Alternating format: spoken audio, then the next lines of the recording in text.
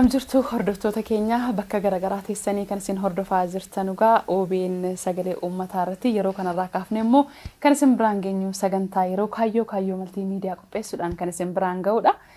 Egaa sagantaa yeroo kaayyootiin yeroo adda addaatti keessummoota garagaraa gama aartiitiin gama hojii tola ooltummaatiin dargaggoota hojjetaa jiran namoota garagaraa isin wajjin wal barsiisaatii kan nuti turre.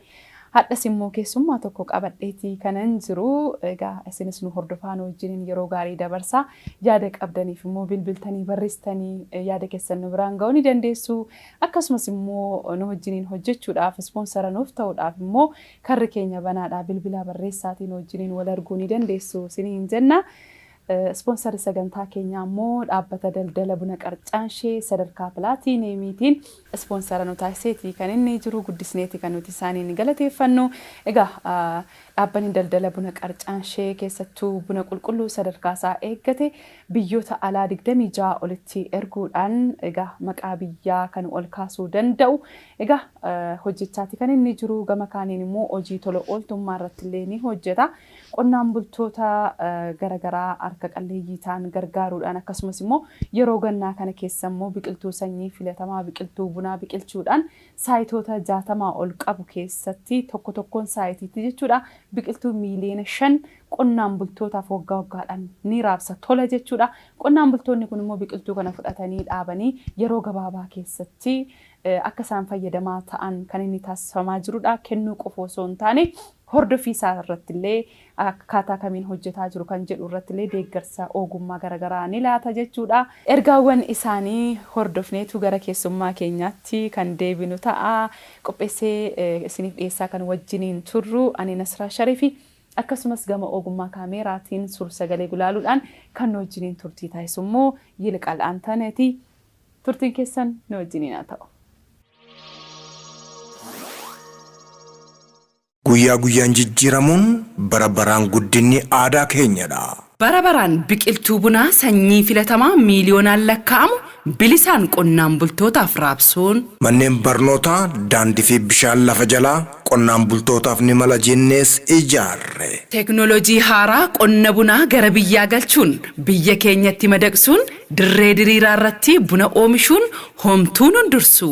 Buna eenyummaa keenya ibsu addunyaatti bifa adda addaan erguun biyyattii keessatti sadarkaa duraa irratti argamna. Aadaan keenya calaqqee keenya jennee buna qalaadhaan keessummoota addunyaa simanne. Maarree kana hundaaf qonnaan bultoonni ragaa keenyadha. Qarcaanshee Trading. Qarcaanshee Trading.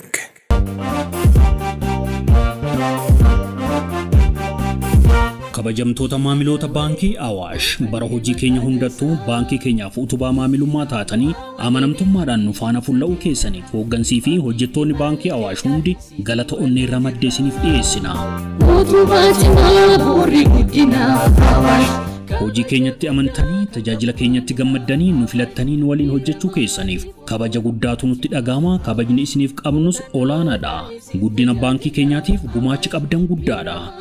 Fuulduraafis hojimaatawwan baankii ammayyaatiin dursuudhaan isin kabajamtoota maamiloota keenya hojimaata saffisaa fi tajaajila mijawaadhaan fedhii keessan guutaa guddinaa fi milkaa'ina walii wajjiniitiif waliin imalla. Fedhii keessan guutuuf cimneet hojjenna. Baankii Awaash. Muuxannoodhaan isin tajaajila Awaash.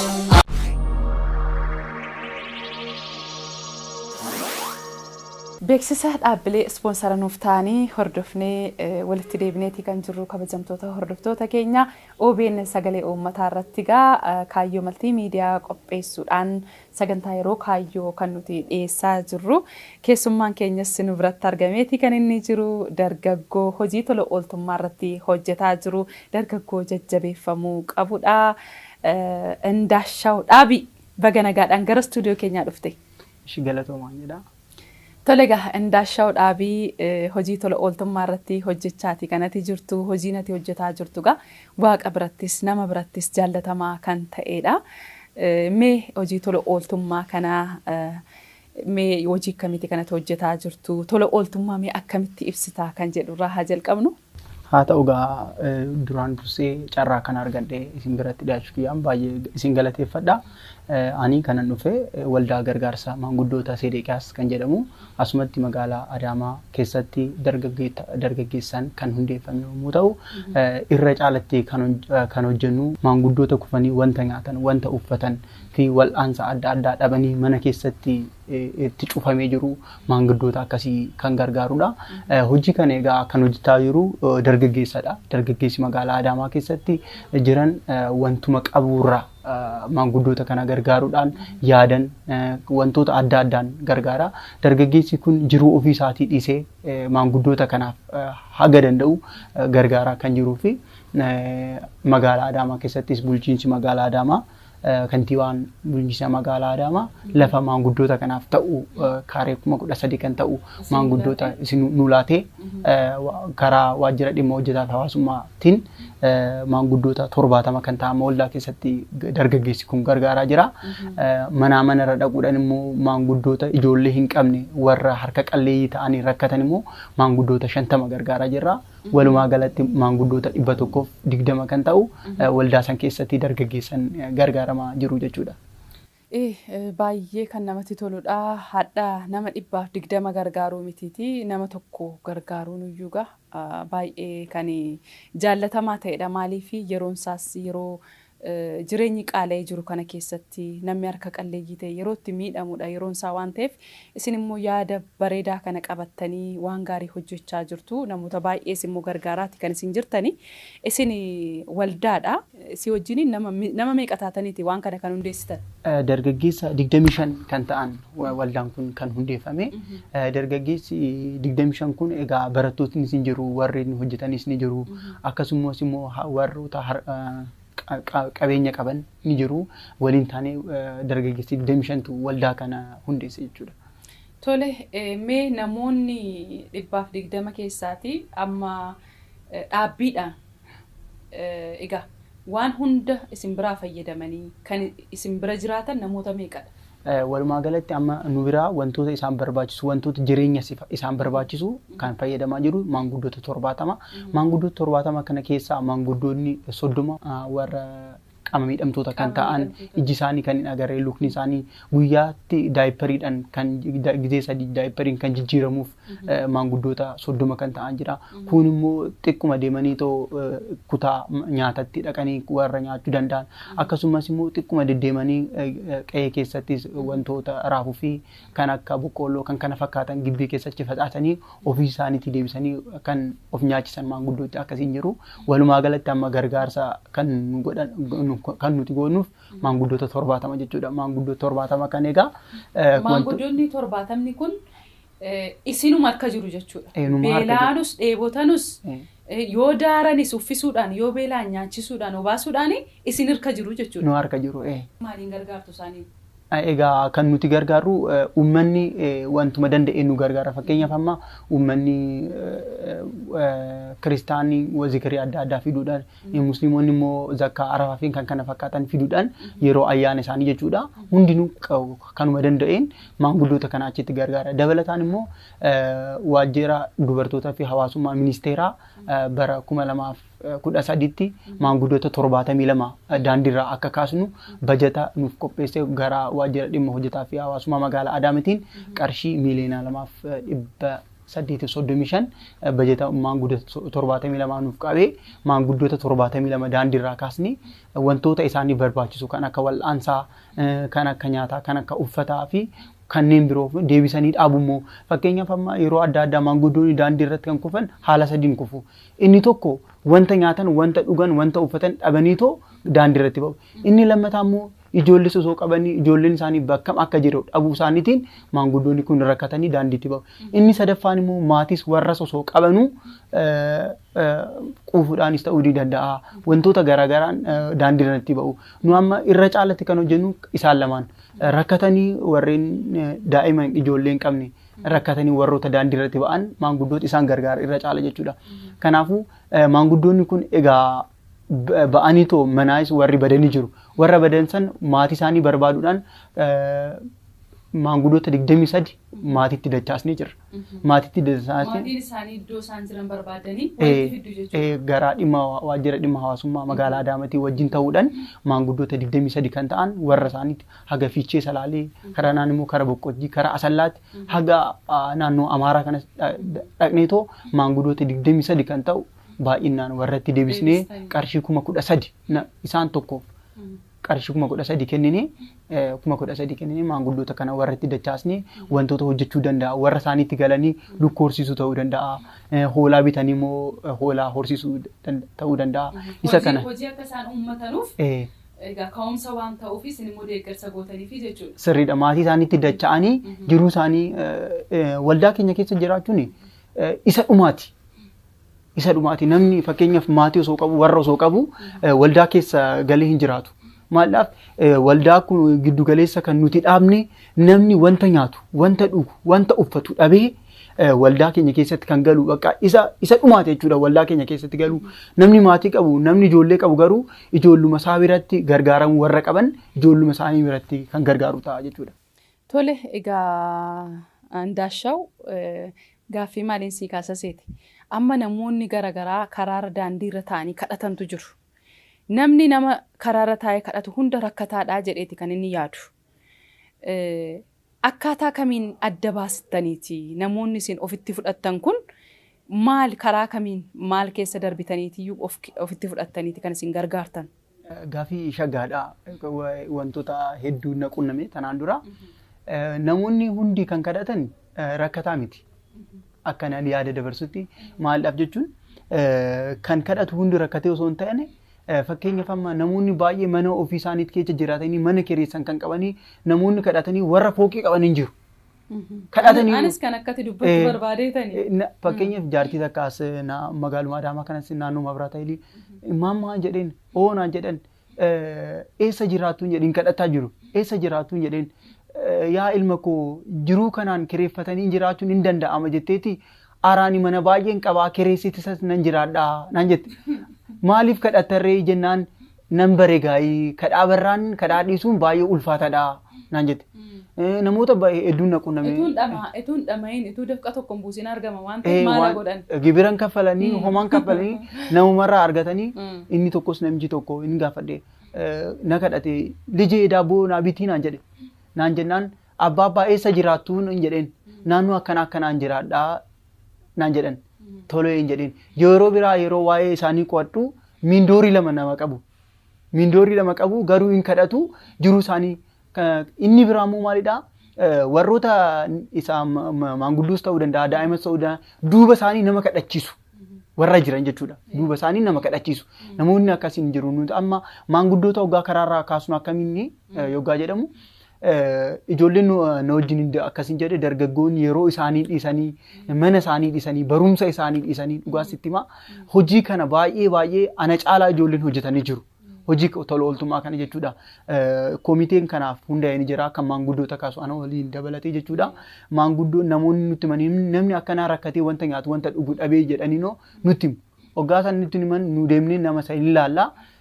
Laallee namni sun rakkatee jira hin rakkanne kan jedhu baay'ee gadi fageenyaan qo'annaa gandarraa xaaliyaan kunaa waajjira dhimma hawaasummaa fi dubartootarraa yookaan immoo dhimma magaalaa Adaamarraa xaaliyaa qabanii dhufan goona. Maalidhaa fi boodas hoggaa du'an ijoolleen isaanii yookaan immoo namni biraa dhufe nu gaafachuu danda'a. Abbaa kiyya akkana goote ajjeestee jedhee namni nu gaafatu ni jira. Isarraayis bilisaa ta'uudhaaf maalidhaa waajjirri dhimma hawaasummaa magaalaa Adaamaa deeggarsa isaaniif ni barreessa. Gandi magaalaa Adaamaa isaaniif ni barreessa. Wantoonni akkasii yoo jiraate qaaman deemee dhaqnee suuraa adda addaa kaasnee maanguddoota san karaa waldaatti galchina waan ta'eef namoonni kadhatan hundi rakkataniiti miti. Rakkataniiti miti. Maaliif seete si'a tokko daa'imman karaarra kadhatan ofitti waamnee gaafanneetu maaliif kadhattaa mee maatiin kee yoo jennaan isaan mana jiru nu erganiiti. Yoo maallaqa ammanaan fidin tilmaamni maallaqaa kennameefi jechuudha. Yoo maallaqa ammanaa fiddeen dhufin jedhamneetu nu lolamna. Kanaaf sana guuttachuuf an deema. Mana taa'aniitu tilmaama gatii itti himu jechuudha. Namoonni akkasiis waan jiranuuf yeroo ammaa kana kamtu rakkate kamin rakkanne kan jedhu adeemsa mataasaa gaa atama dubbatteeti kan jirtu. Kana keessa darbee immoo haala isin gargaaraa jirtan kanaan kan namni gargaaramuu qabu waan ta'eef kaan hojii jibbeetu kan daandiirra bahee kadhatu yeroo ammaa kana keessattuu magaalaa Adaamaa keessa yoo ilaaltee jette haalli halkanii guyyaa walitti namoonni konkolaataa qabanillee akka itti darban dhabantu mul'ataa jira waan ta'eef dargaggoota kanaafillee falli barbaachisaadha qaamni dhimmi ilaallatu kanarratti xiyyeeffachuun barbaachisaadha maaliif namoota keessummoota iddoo garaagaraatii dhufan yeroo magaalaa ilaalanu imeejiuma magaalichaa maqaa magaalichaa balleessuu danda'a waan ta'eef haalli jirullee sirrachuudha kan inni qabu isin maanguddoota haala kanaan kaasaati kan isin jirtani meega ati jireenya akkamii keessa darbitee haalata amma keessa jirtu kan jedhu itti deebina.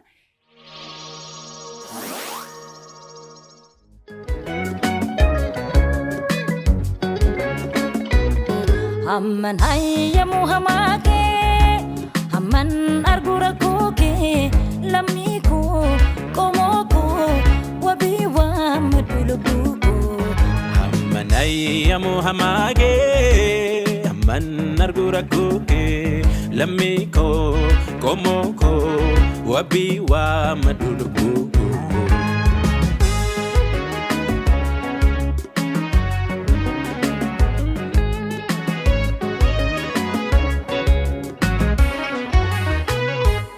Allamigo sagale sate Allamigo humna isat Allamigo formate sate Allamigo nagaya sat Allamigo gachana sate Allamigo hamile sat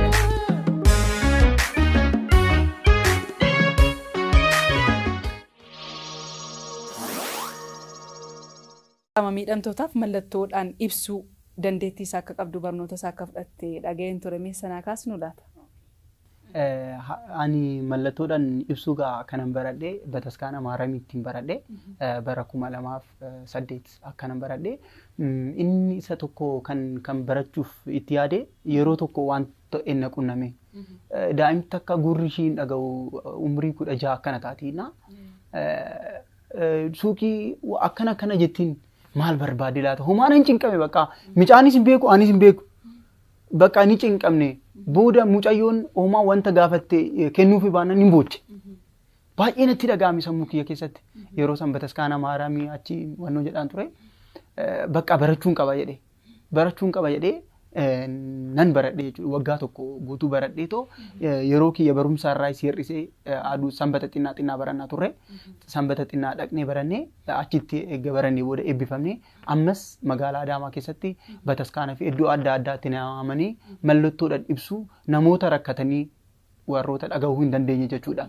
Isaan ni gargaara karuma humna kootiin jechuudha. Kaffaltii tokko malee maaldhaaf namni gama adda addaa rakkachuu danda'a. Sigalee kanaafuu namni ollaan isaa rakkatee ta'e taanaan wantuma dandeessuun uffata lama qabna taanaan tokko ollaa keenyaaf kennine jiruu har'aa kana hin dabarra maaliif yeroo hin dabaramne waan hin jirreef jechuudha. Kanaafuu mallattoodhaan ibsuu kana mucayyoo sanii nan baradhe. Kanaafuu ammas immoo fuulduratti namoonni akkana rakkatanii fakkeenyaaf amma mana murtii adda addaatti nama isaan gargaaruu dhabanii jiraachuu danda'u. Isaaniif kaffaltii tokko malee isaan gargaaruu nan danda'a. Kanaafuu hordoftoonni keenya ilaalaa jirtu waan ta'eef dargaggoo Indaashaw egaa mallattoodhaan ibsuu qaama miidhamtootaaf jechuudha ni danda'a waan ta'eef sagantaa garaagaraa sagantaa gurguddaa adda addaa irrattis haa ta'u iddoo garaagaraatti an tola ooltummaadhaan kana deeggaruu nan danda'a afaan lamaaniinuu hojjechuu nan danda'a kan jedhu yaada qabda mitiire mee amma akkam jirtu fayyaa keessanii jedhee mee mallattoo sanaan hordoftoota keenyaan hundi keechan ani maqaan kiyyaa Indaashaw Dhaabiin jedhama har'a waldaa gargaarsa maanguddoota Seenee Qeyaas irraayin dhufee isin hunduu waldaa kana dhuftanii maanguddoota akka gargaartan kabajaan isin gaafadha. Galatooma. Akkaataa dhumti isaatuyyuu egaa itti ibsamuyyuu namatti tola. Kanaaf hordoftoonni keenyas hordofaa jiru namoota adda addaa miiliyoona hedduun lakkaa'amudha kan sagantaa kana ilaalaa jiru waan ta'eef keessattuu afaan Oromootiinis afaan Amaariffaatiinis ni hojjetta waan ta'eef sagantaa garaagaraa irratti illee si affeeruu danda'u. Ati immoo hojii tola ooltummaan hojjedha hawaasa koo nan tajaajila jechaati kanatti jirtu. Egaa galatoomii siin jenna mee jidduutti immoo abaa caadaa fa'a nu jettaare? Abaa caadaa haa ta'u. Ammuma ta'e wayi. Okay. A, ba, ca, da, e, fa, ga jennee itti fufa jechuudha. Egaa jabaadhu siin jenna. Amma jidduutti meemee tariitii gara aasaa keenyaatti hin deebinaati. Sirba tokko affeeruu laata? Hordoftoota keenya. Haa ta'u gaa. Haa ta'u. Hordoftoonni keenya gaa hojii tola ooltummaa dargaggoon kun hojjetaa jiru akkuma amma dhagaa turtanidha. Namoota 120 ol of jalatti hammatee kan inni gargaaraa jirudha. Ofii qabaateetu hin taane yaada gaarii qabaateeti hojii kana kan inni jalqabee jiru.